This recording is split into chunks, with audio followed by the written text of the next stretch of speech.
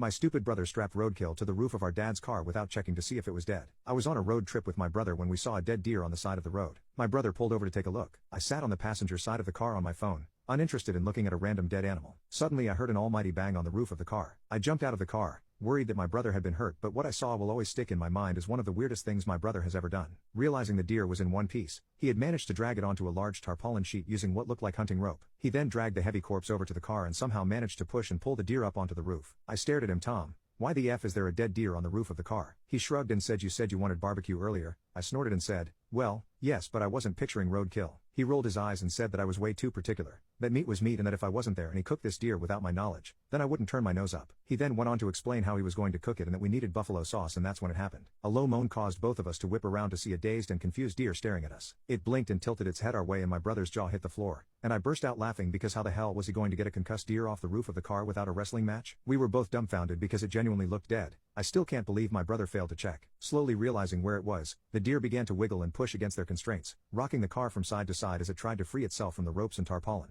My brother darted forward, flapping around the car in a wild panic. I couldn't breathe for laughing, choosing instead to film him as he tried to negotiate with a deer that was now totally pieced off. It let out a bellow and managed to swing so far to the left that the entire vehicle came crashing down onto one side. Still, the deer remained bound to the roof, wailing and wiggling. Finally realizing how dangerous this was becoming, I grabbed my pocket knife and began to sever the ropes, dodging the deer's aggressive kicks. My brother grabbed his gun, misfired and hit the front right wheel of the car. I paused, fuming that he was being so reckless and that we were now stuck with a wild animal, a punctured tire and no barbecue. I was mad. A passerby called Andy saw the commotion and pulled over to help. Together all three of us released the deer, which tentatively wobbled its way into the field, dizzy and angry. We hid behind the car as it turned back, and with one swift jump stormed its way back over to us. With a yell, all three of us ran to Andy's car, locking the doors just in time for the deer to headbutt the side of his car. There was a pause while we waited to see if it was safe to get out, but then the deer slowly got back up and ran off. I will never stop for roadkill ever again. Karma is a cruel mistress, and my brother had to give my dad $600 to replace his tire.